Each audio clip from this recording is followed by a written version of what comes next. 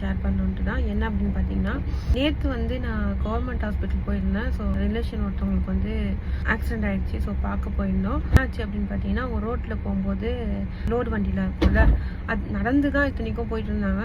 லைட்டாக ஷோல்டரில் பட்டு அவங்க கீழே வந்து அவங்க கால் மேலே அப்படியே ஏறிச்சு வண்டி. ஸோ கட்டை விரலுக்கும் அது பக்கத்தில் விரலுக்கும் ரொம்ப டேமேஜ் ஆகிடுச்சு. ஹாஸ்பிட்டலில் போய் பார்க்கும்போது பக்கத்தில் ஒரு பொண்ணு வந்து அட்மிட் ஆகிருந்தாங்க, பக்கத்தில் ஆப்போசிட்டில்.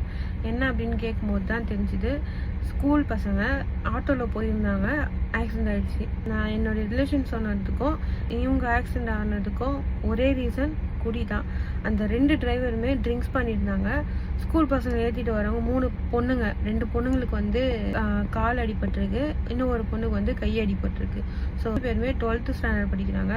உள்ளூர் கவர்மெண்ட் ஹாஸ்பிட்டலில் அட்மிட் ஆகிருக்காங்க. ஸோ நீங்கள் எப்போ போனாலும் பார்க்கலாம். இப்போ தான் ஆப்ரேஷன் பண்ணிவிட்டு வார்டிலேருந்து ஷிஃப்ட் பண்ணியிருக்காங்க. ஸோ அவங்க நடக்கிறதுக்கு மினிமம் 1 இயர் கிட்ட ஆகும்னு நான் நினைக்கிறேன். அப்படியே நடந்தாலுமே அவங்க வந்து பழைய மாதிரி இருக்க முடியுமான்னு எனக்கு தெரியல. ஸோ குடி வந்து எத்தனை பேரோடைய லைஃப்பில் விளையாடுது பாருங்கள். ஸோ இவங்க குடிக்காமல் வண்டி ஓட்டுனா இவ்வளோ பிரச்சனை இருக்காது. ஏதாச்சும் பெரிய பெரிய ஆள் வராங்க, அப்படி கட்சியில் இருக்கவங்க வராங்க அப்படின்னா மட்டும் எங்கே பார்த்தாலும் போலீஸ் இருக்காங்க. ஸோ அந்த மாதிரி ஸ்கூல் டைம்லையும் சரி, ஈவினிங் டைம்லையும் சரி, இந்த மாதிரி வந்து நிறைய போலீஸ் இருந்து அவங்க வண்டிலாம் கரெக்டாக போதா, இவங்க குடிச்சிருக்காங்களா இல்லையா அப்படின்னு பார்த்து செக் பண்ணி அனுப்புனா இவ்வளோ ப்ராப்ளம் வராதுன்னு நான் நினைக்கிறேன். அண்ட் ட்ரிங்க்ஸ்ன்னு ஒன்று இல்லைன்னா சுத்தமாக இந்த பிரச்சனையே வராது. ஸோ அது இன்னுமே அழிக்காமல் அப்படியே தான் இருக்கிறாங்க. அந்த 3 பசங்களும் பார்க்கும்போது அவ்வளோ கஷ்டமாக இருக்குது. அவங்க பேரண்ட்ஸ் அழும்போது அவ்வளோ கஷ்டமாக இருக்குது. அந்த பசங்க எழுந்து நடக்கிறதுக்கு எவ்வளோ நாள் ஆகும்னு தெரியல. ஸோ அவங்க வந்து கவர்மெண்ட் ஹாஸ்பிட்டலில் பார்க்குறாங்க. எனக்கு தெரிஞ்சு கவர்மெண்ட் ஹாஸ்பிட்டல்லலாம் அந்த அளவுக்கு ட்ரீட்மெண்ட் பார்க்குறாங்களான்னு எனக்கு தெரியல. ஆனால் அந்தளவுக்கு பார்க்குறது இல்லைன்னு தான் நிறைய பேர் சொல்கிறாங்க. முக்கால்வாசி பேர் வந்து கவர்மெண்ட் ஹாஸ்பிட்டலில் பயந்துன்னு தான் கவர்மெண்ட் ஹாஸ்பிட்டல் போக மாட்டாங்க. இவங்க வந்து ஆக்சிடென்ட் கேஸுன்றதுனால கவர்மெண்ட் ஹாஸ்பிட்டலில் அட்மிட் பண்ணிட்டாங்க.